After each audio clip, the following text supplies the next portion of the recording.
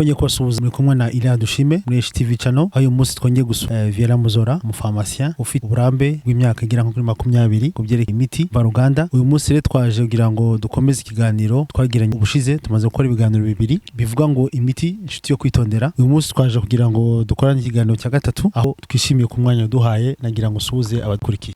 HTV kuba mwagarutse kugira ngo tuganire. Turi kuganira nitwa Muzora Viera nk'uko yarabibabwiye. Ndi umupharmacien, pharmacist cyangwa umuhanga mu by'imiti, ariko noneho nyuma yo kwiga ibya pharmacy nize noneho n'uburyo ibyo bita drug design. Drug design no gukora imiti mishyashya uhereye ku bimera, uhereye ku ibyo bita mineral salts cyangwa imyunyungugu, uhereye ku nyamaswa, burya n'inyamaswa zivamo imiti, ariko noneho uhereye no ku miti ihari. Ni gute imiti ihari yahindurwa yateraga nk'ikibazo ukaba wahindurwa ku buryo utongera gutera cya kibazo. Iyo niyo bita drug design. Ubwo rero no gukora imiti mishya nkuko byumvikana. Ubwo rero ikintu turi kuganiraho ni insanganyamatsiko ivuga ngo imiti inshuti yo kwitondera. Imiti ni inshuti kuki uba urwaye ugiye gupfa bakaguha umuti ugakira. Ni inshuti yo kwitondera kuki kubera ko iyo unyweye umuti urenze uwo wagombaga kunywa uhinduka uburozi bunica wanywa itagejeje kuri rwa rugero, cyane cyane nk'iyi yica za mikorobe mu mubiri. Za mikorobe zigahita ziwukeneka zikawumenyera ku buryo n'ubutaha wawunywa ntugire icyo kumarira. Ibyo bita drug resistance kubera wanyweye mu. Ubwo rero ni inshuti yo kwitondera. None rero turi kureba iyi inshuti ni gute twayirinda, byanangwa ko duhura nayo ikaduteza ibibazo bike bishoboka. Kuko hari igihe tunywa imiti ugasanga imiti irakwishe, iteye ibibazo bizagaragara nyuma. None ni gute twakwirinda? Cyo nicyo cya mbere. None se ni gute wa wundi noneho uri kunywa nawe yakwitwara ku buryo bitamugiraho ingaruka mbi nyinshi? Kuko burya muganga arareba ati ibyo turi gukiza ni byinshi kurusha ibyo ibiri gupfa, akafata icyemezo ati ngiye kumuha ariko akira. Ubwo rero turi gushaka ni ikihe gisubizo kiri hagati aho kugira ngo imiti ntigumye kwangiza abantu be bazima bagira ubuzima buzira umuze. Kuko twagize amahirwe yo kumva imiti igera kuri 6 wadusobanurira ubushize, nagira ngo wongere tubwire indi miti kuko atwemereye kuri uduha imiti 3 abantu bongere bakurikira bumvira imiti 3, ndetse uze no kutubwira nyuma nimba hari nabigize baguhamagara cyangwa ari bigize bagushaka, sirtu yuko twatanze contact yanyu twibagiye batureba batubwira yuko bifuza yuko twazagaruka, ndetse hari n'abaduhaye n'umukoro kugira ngo twaze n'indi yerekeye n'ibyo bashaka kumenya. Agira rero ubwo uyu mwanya ugiye kuba wawe dusobanurira imiti 3 yindi ku ya 7, 8 n'uwa 9 nkuko wabitwemereye. Urakoze cyane rero. Wenda kuvuga iyo miti kugira ngo umuntu azayumve neza nuko azabanza akareba 6 twavuze mbere, kuko ni imiti 12 ariko ikoze umuti umwe. No kuvuga muri ibyo 12 iyo habuzemo kimwe umuti utuzuye. No kuvuga ni imiti 12 iri mu muti umwe. Reka noneho turebe imiti 6 iheruka. Umuti wa mbere ni umwuka duhumeka. Umwuka duhumeka abantu bashaka iyo bavuze umwuka wo guhumeka bahita bumva oxygen, ariko umwuka duhumeka urimo ibintu byinshi. Umwuka duhumeka ubu urimo umwuka bita nitrogen cyangwa azote mu gifaransa, ukabamo iyo oxygen. Nitrogen niyo nyinshi 78 birenga kwijana, oxygen 20.8 kwijana. Iyi carbon dioxide cyangwa gaze carbonique ni 0.04 kwijana. Akaza n'izindi gaze cyangwa indi myuka itavugwa kubera za helium, kubera nta kintu kigaragara iri kudufasha. Ariko kugira ngo wumva akamaro k'umwuka nuko wakumva wareba nk'indege iguruka cyangwa inyoni, kiriya kintu gituma bijya mu kirere, lift cyo bita lift, biriya biterwa n'umwuka. Ni kuvuga niyo ugenda mu ndege cyane cyane tudege duto ukagera ahantu uriya mwuka utari, indege isa nk'icubira. No mu ndege nini bijya biba, ariko cyane cyane mu tudege duto. Ibyo rero ni byerekana akamaro k'umwuka waje gutuma tubasha kugendera mu ndege. Icyo ni kimwe. Ubundi unatuma duhumeka. Urabona nk'ubu hari izuba ryagomba kutumerera nabi, ariko hagati yacu naryo hakaba kwa mwuka uduproteje, bigatuma natambira ati ubushyuhe n'ubw'umwuka. Ubushyuhe dufite n'ubw'umwuka. Buryo uzamutse ahantu mu misozi bigenda bigabanuka, umwuka uragabanuka n'ubushyuhe bukagabanuka, tugatangira kubura umwuka, tugatangira no gukonja cyane. Mbega umwuka ni ikintu cy'ingenzi cyane. Ariko se oxygen ni ubuzima. Twavuze ngo amazi ni ubuzima, ariko oxygen nayo ni ubuzima. Kugira ngo ube ku oxygen ari ubuzima nuko akaremangingo, ubundi ubwonko bukoresha 20% bya oxygen yose. 20% bya oxygen bikoreshwa n'ubwonko. Kugira ngo akaremangingo kamare iminota 4 katabona oxygen gatangira gupfa. Ibyo bita necrose cyangwa necrosis mu zindi ndimi. Bijya biba nka ku bantu bagize ibyo bita stroke, AVC. No kuvuga hari igice kimwe cy'ubwonko kigira gutya ntikigerwemo na oxygen sigatangira gupfa. Biba no mu mutima, ugasanga ahantu hari emboli wenda abaganga nibo babyumva, cyangwa amboli. No kuvuga ishobora kuba mu bihaha, ishobora kuba mu mutima, ishobora kuba mu bwonko. Noneho kabumbe k'amaraso twise emboli cyangwa amboli kakaba kafunga kakabuza amaraso gutambuka, kandi amaraso ariyo ajyana oxygen. Uturemangingo dukurikiyeho tugira gute? Dutangira gupfa. Ibyo bita necrose. No kuvuga oxygen ni ubuzima, sinzi kuntu nabivuga, ariko hari ukuntu Imana yabikoze.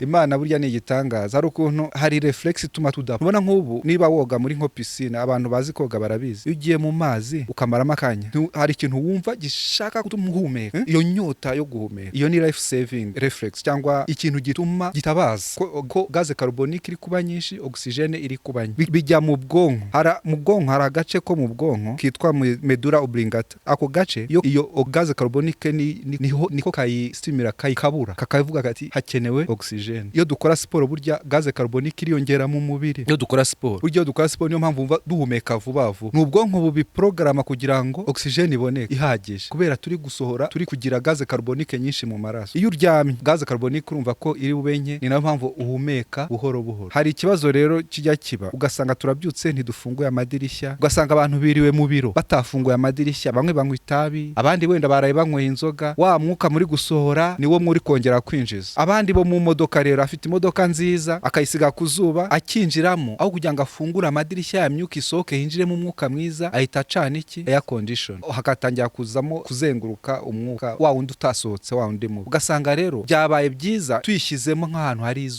hari umukungugu kugira ngo biduproteje, kugira ngo biturinde wenda uwo mukungugu. Ariko nk'ahantu hari umwuka mwiza tugafungura amadirishya, umwuka mwiza ukinjira. Ubundi hari utuntu duto bita PM10. PM10 ni particulate matter, ni ukuvuga ni utuntu tutabonesha amaso. Tuvuge iyo banditse 10 ni ukuvuga mikrometre 10. Mikrometre kugira ngo wenda abantu bayumve, abantu bazi milimetero, reba milimetero igabanyije inshuro 1000, noneho ubwo ari 10 igabanyemo inshuro 100. Milimetero kugabanya 100 urumva kuntu ari gato cyane. Ako utwo tuntu rero tuba mu mwuka, mu mwotsi, mu ivumbi, uri ushaka kubona uruganda rusohoye umwotsi ukabona mu mwotsi, ariko harimo utwo twa PM10. PM10 ni ukuvuga n'uturi munsi yaho, n'udufite mikrometre ntoya kuri 10 natwo turimo. Utwo twose tuba ari duto, tukinjira mu mwuka duhumeka, tukagenda tukinjira mu maraso, nitwo usanga twaduteye asima, za kanseri, indwara nyinshi zavuye mu ki. Wenda dukunda kujya kuri station tugahumeka ibyaho, umwuka w'amamodoka. Imodoka imwe nta kibazo iteye, ariko iyo amamodoka yabaye menshi umwuka utangira kwandura, hakabamo rero utwo tuntu bita PM10, cyangwa hari na uko zigenda zimanuka ni particulate matter. Ni ukuvuga n'utuntu duto utabona gutya mu maso, ariko twinjira mu mwuka, tukinjira mu maraso, tukagenda twangiza ingingo z'umubiri zitandukanye. Ngira ngo uwo muti urahagije, ariko uwo muti wenda kugira ngo mbere yo kusoza, reka twige uburyo bwo guhumeka. Kuko buriya igihaha cyacu, lungs cyangwa pumo, zifite ubushobozi inshuro imwe kwakira umwuka wa santimetero kibe 4,000. Urumva kuntu ari nyinshi, ariko kuduhumeka gutya ibi bisanzwe dukoresha santimetero kibe 500, kimwe cy'umunani gusa. Bivuze iki? Bivuze ko muri twa twumba duto alveoli hari umwuka ubisikanira, hari ututageramo umwuka. Kugira ngo uzabyumve, uzakora umwitozo wo guhumeka. Ni umwitozo ugomba gukora buri munsi mu gitondo ukibyuka. Uwo niwo mwitozo wa mbere. Ukurura umwuka mu mazuru, ukumufashe uri kubisikana muri twa twumba bita alveoli dutoya. N'utwumba tugera kuri 600,000 mu gihaha. Utwo twumba nitwo umwuka uri kubisikanamo. Ubwo nkawusohora mu kanwa. Ubwo mu kanwa sohoye ya gaze carbonique ivuye mu maraso, yavuye mu bikorwa umubiri wakoze, ubwo igomba gusohoka. Ni ukuvuga wa mwuka mubi, tukinjiza umwuka mwiza, tugasohora umubi, tukinjiza oxygene, tugasohora gaze carbonique. Abikora inshuro zingahe akibyuka? Uyu mwitozo wo guhumeka cyangwa respiration diaphragmatique. Diaphragme ni maso, ni kintu, ni urugingo rutandukanya inda n'igituza, nirwo rutuma duhumeka. Uyu mwuka rero twinjije mu mazuru tugasohora mu kanwa, tubikora inshuro hagati ya 5 kugeza ku 10. Nabagira inama yo gukora inshuro 10, ntacyo zitwaye, kugira ngo dushyiremo umwuka uhagije. Ushyireho agapfukamunwa kawe, wenda hari upfukamunwa, urabona nk'aka gapfukamunwa kanje, ariko urabona nk'aka gapfukamunwa gashobora gutuma umwuka winjira usohoka. Ni ukuvuga niba ngiye ahantu abantu bari, ngomba kugashyiraho, ariko ninjya ahantu abantu batari, ndakaraba intoki, wenda ashobora kuba afite wa muti nkawusiga, nkagakuraho, ngahumeka ziriya nshuro zanjye. Nk'umuntu ucuruza mu isoko, uri ahantu hari abantu benshi, biragusaba gukoresha agapfukamunwa. Ariko nyuma y'isa ushobora kujya hanze ahantu hatari abantu, ugahumeka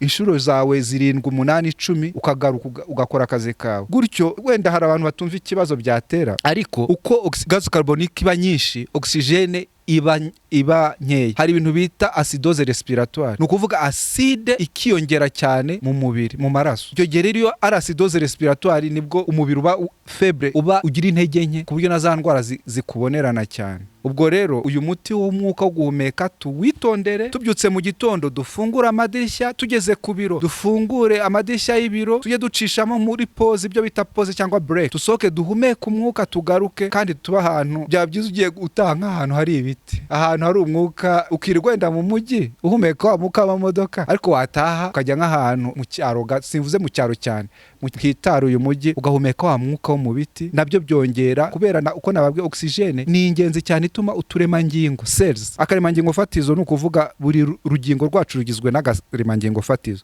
Izo cell rero nizo zikora byose, kandi zitabonye uriya mwuka duhumeka ntizabasha gukora ibyo bita metabolism cyangwa guhindura ibyo twariye intungamubiri ngo zikore icyo zagomba gukora, tugire na energy cyangwa energy ni ukuvuga ingufu zo kugira icyo dukora. Ni ukuvuga rero ubwonko bukeneye oxygene, 20% bya oxygene yose ikoreshwa n'ubwonko. Umwuka ni ikintu cy'ingenzi cyane. Umwuka mwiza rero ni ubuzima, umwuka mwiza ubwawo ni ubuzima, niko nabivuga. Cya munani, umuti wundi rero tugiye kuvuga wa munani nibyo bita kwirinda. Kwirinda ni lifestyle. Kwirinda birenze kuvuga ngo sinanyweye itabi, sinanyweye inzoga. Kwirinda ni imibereho, ni ukuvuga hari ibintu bibiri, definition ni ibintu bibiri cyangwa inyito yabyo. Kwirinda ni ukwirinda ikintu cyose cyangiza umubiri no gukoresha mu rugero ibitawangiza. Si twabonye ko amazi ari meza? Buriya amazi arengeje urugero nayo aba mabi. Uti gute? Hari ibintu bita electrolyte cyangwa ubucucike bw'imyunyungugu ziba ibiri mu maraso. Ni ukuvuga nunywa amazi menshi cyane, ya sodium izagabanuka, kandi sodium nayo ari kudufasha mu buryo amaraso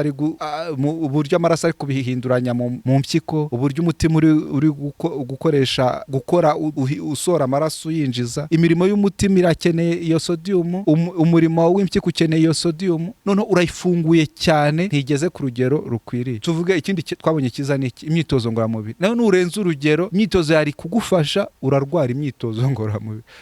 Mbega ikintu kwirinda ni ukuvuga gukoresha ibintu byiza wakoreshaga mu rugero no kwirinda icyawangiza cyose. Si inzoga gusa, ariko reka mvuge ku nzoga. Buryo uvuze kwirinda ntuvuge ku nzoga, ubanza wabukije. Ese ubona nko ku isi, ubona abanywa inzoga aribo benshi cyangwa abatayinywa nibo benshi? navuga ko mu bakuze tazinywa nibo bake. Uragikoze cyane, kubera ko ubushakashatsi bwa WHO, umuryango w'abibumbye ushinzwe ubuzima, mu kigereranyo cyasohotse mu 2011 basanze mu bakuze 55% bakuze bose baranyweye ku nzoga. Ni ukuvuga rero abantu benshi, kandi inzoga n'itabi ni ibintu byica umubiri byemewe n'amategeko. Nugenda ukagura inzoga ntago uzaba, amategeko y'igihugu ntazaguhana, ariko amategeko y'ubuzima arahazaharira. Ni ukuvuga inzoga, reka ngoye nk'urugero kugira ngo mu mibare, muri icyo cyegeranyo ubishaka yazabireba muri raporo yasohotse mu 2011, basanze buri mwaka 2.5 miliyoni z'abantu bapfa bazize inzoga. Uri kumva kuntu hari, reba tuvuge nko muri Burusiya, mu Burusiya honyine abantu bagabo umwe kuri 5 mu Burusiya na biriya bihugu bikikije za Ukraine, umugabo umwe kuri 5 bicwa n'inzoga. Si ukuvuga ngo inzoga gusa, inzoga, indwara zatewe n'inzoga, wenda accident yatewe n'inzoga, impamvu zerekeranye n'inzoga. Natwe ugiye ukareba nka polisi ukayibaza uti accident zakozwe iyabitewe n'inzoga ni yihe? Abantu bicana mu mago, abantu barwana bakicana babitewe n'inzoga. Wabona imibare ugasanga inzoga ni ikintu kibi kigenda kikangiza ubwonko, uturemangingo two mu bwonko bita neurons. Iyo dupfuye ntago tuba dupfuye. Umwijima, abazi za cirrhose z'umwijima akenshi ziterwa n'izo nzoga abantu baba banyweye. Abazi indwara za kanseri, cyane kanseri yo mu muhogo n'iyo mu mara, kanseri y'amabere, inzoga zigiramo uruhare rukomeye cyane. Ubushakashatsi bwinshi bugenda bubyerekana ko inzoga ziri mu bintu bitera indwara, cyane izi ndwara zidakira, biri mu bintu bitera abantu indwara, ugasanga bararwaye kandi bagombaga kubyirinda. Ari n'irindi kosa abantu bajya bakora, ukavuga ngo sinywa inzoga ariko ukazikora. Uri kubyumva? Ngiye kuguha urugero. Uburyo iyo turya ibiryo bigomba, hari amasaha bimara umubiri ubisya, igifu kibisi, biterwa n'ibyo twariye. Amasaha ashobora kuba menshi cyangwa akaba make, ariko akenshi mu wayene ntashobora kurenza 4, cyane bigera kuri 4 iyo twarishyizemo ibintu by'ibinure bya proteine byinshi,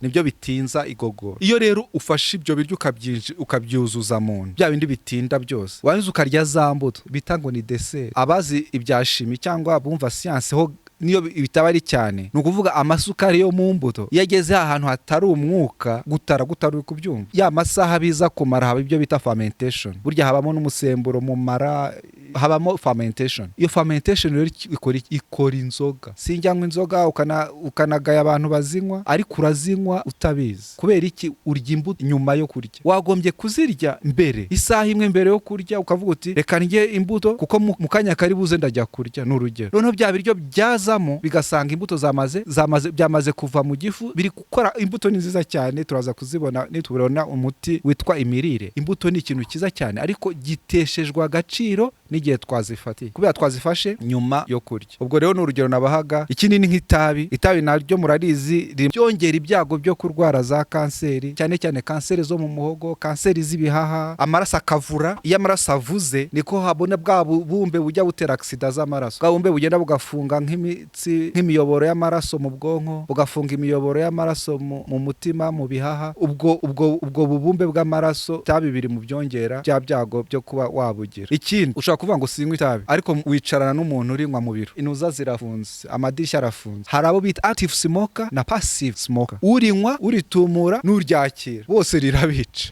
Ni ukuvuga ushobora kunywa itabi utarinywa kubera kubana n'urinywa. Abana nibo bahazaharira, abana bafite ababyeyi banywa itabi. Umubyeyi unywa itabi rwose icyo kintu ajya turamubwiye tute arireke, ariko igihe atararireka yirinde kuritumurira hafi y'abana, hafi y'abandi bantu. Nareke rimwice wenyine, azabibazwa ukwe, ariko yikora icyaha cyo kwica n'abandi bantu. Icyo kintu tujye tukirinda cyane. Enda tukivuga kwirinda, reka twe guhera mu byo turya n'ibyo tunywa gusa na lifestyle. Urya niba uri no kuvuga gira kwirinda. Ni ukuvuga no mu magambo tuvuga, si ngombwa kuvuga amagambo menshi cyane, ushobora kuvuga make avuga icyo ushaka kuvuga. Kureba filime, hari ushobora kujya gucya akareba filime akamara amasaha 12, ari izo filime bita series, akareba. Icyo nacyo ntabwo ari ukwirinda. Ni ukuvuga wananiwe kwigenzura, wananiwe kuvuga uti iyi filime ndayireba amasaha 2, iyi filime ndayireba isaha 1, nyuma yaho mfite ibindi. Abantu basoma bajya kuri internet, ushobora kujya kuri internet, ese si byiza, se twavana ubumenyi, ariko umuntu ashobora kujya akica imirimo yose, agatwarwa cyangwa akabatwa na internet. Ushobora kubatwa, buri wese azi kimubata. Icyo kintu kikubata nicyo umuntu agomba gushyiramo imbaraga. Hari ibyo tutishoboza, ugasaba Imana ikagushoboza kujya wirinda ikintu cyose cyakubata kigatuma utagendera ku murongo. Ni byinshi kuri mu kwirinda, kuri temperance ni byinshi, ariko reka tugarukire kuri ibyo. Noneho tuvuge ku kindi bita integrity, wabyita ubunyangamugayo. Integrity, reka dufate uwo muti rero witwa integrity, umuti wa cyenda. Integrity ni ubunyangamugayo. Ushobora kuvuga se ubunyangamugayo buje gute mu miti tuvura? Ubunyangamugayo ni umuti ukomeye cyane. Ngiye kubanza mbaho urugero rumwe kugira ngo mwumve ubunyangamugayo icyo ari cyo. Hari umugabo witwaga Mahatma Gandhi, umuhinde uzwi cyane. Noneho umubyeyi yari afite umwana urya isukari. Noneho agenda abwira Mahatma Gandhi mama we, aramubwira ati umwana wanjye arya isukari, mumburize ntazongeye kurya isukari. Mahatma Gandhi araba muzi n'ikindi, mugende muzagaruke mu kwezi gutaha. Mu kwezi gutaha baragaruka. Mahatma Gandhi abwira wa mwana wanjye isukari nimbi ntukayirye. Nta kindi yamubwiye. Mama we n'umwana bahita, none se ko twaje hano ukwezi gushize kuki utabitubwiye? Aravuga ngo ukwezi gushize nanjye nari nkiyirya. Kuvuga mu Cyongereza niho babivuga neza, to walk the talk. Ni ukuvuga icyo uvuga nicyo ukora. Ubwo ni ubunyangamugayo. Ngiye kuguha urugero by'ubunyangamugayo. Ugeze ahantu bafashe icyemezo, reka mvuge kuri aka kamunwa nari ndi kuvuga, sibyo? Ubunyangamugayo nuko aka kantu nubwo nkanga, ni urugero sinkanganya, ariko hari abakanga. Nubwo nkanga, ubunyangamugayo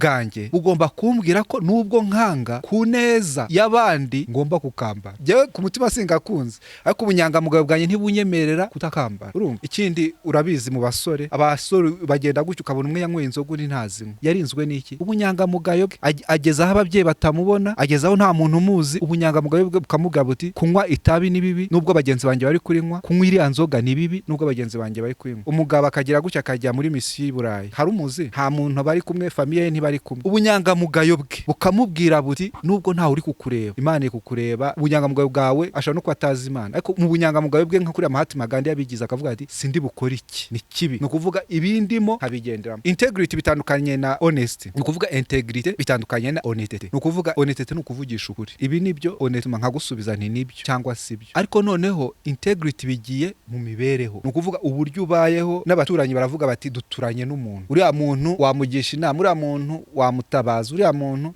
Ibyo byose byongera ubuzima buzira umuze. Reka nguhe urugero rufatika cyane rw'ubushakashatsi bwakozwe. Basanze hakwirindwa indwara nyinshi zijyanye n'ibibazo byo mu bwonko turamutse twubashye ibitekerezo by'abandi. Uri kumva? Ni ukuvuga niba muri nko mu nama ahantu nko ku kazi, wumve ko igitekerezo cyawe ari cyo kigomba gufatwa cyonyine. Urumva? Ibyo birastress, kumva ko ari we wenyine ufite ibitekerezo bizima. Ariko noneho cya kintu cyo kumva ko n'abandi batanga ibitekerezo bizima ni ubunyangamugayo. Ni ukuvuga kwikunda nibyo, ariko ntiwirengagize inyungu z'abandi. Ikunde mu rugero utagira n'umurenganya. Uburenganzira bwawe butangirira burangira aho bw'abandi butangirira. Ni ukuvuga rero ubunyangamugayo ni ikintu kimwe gikomeye cyane mu bintu bituma aya mategeko yose turi kuvuga yubahirizwa. Kuko niba uvuze uti inyama ziri kwica ibi ngiye kuzihagarika, wagera ahantu ubwo nkakubuza ntukarye inyama ujye uzigabanya, wazi wanyu ugasanga ndi kuzirya, nkakubwira ngo winywe itabi, wazi wanyu ugasanga ndagatumura, ubwo ntago ari ubunyangamugayo. Ni ukuvuga aya mategeko y'ubuzima kugira ngo uyubahirize ugomba kuba iri inyangamugayo. Ni ukuvuga atari ukuvugisha ukuri gusa, ahubwo n'imibereho yawe ari imibereho y'ukuri. Ngira ngo uwo ni wo muti wa gatatu, abantu bamenye ko ibi bintu tutabyishoboza. Habaho ikintu bita gusenga, twarabibonye, kugira uwo wiringira akagushoboza. Ni ukuvuga dushaka kugambirira ibintu ntitubishobora, ariko ubwo gufashwa n'Imana tuzanye ubushake bwacu, Imana iradushoboza. Iyi miti tukayinywa, kubanywa yayindi ikayunganira, kubanywa yayindi isanzwe, kubatayinywa ntibazigere bayinywa. Ngira ngo naguhaye ubuhamya, mfite ubuhamya bw'abantu bageze kuri 5, ubu bamaze kuba 5 banywaga ya miti unywa ubuzima bwose, ariko ubu mu bantu 5 bose basigaye babaho banywa imiti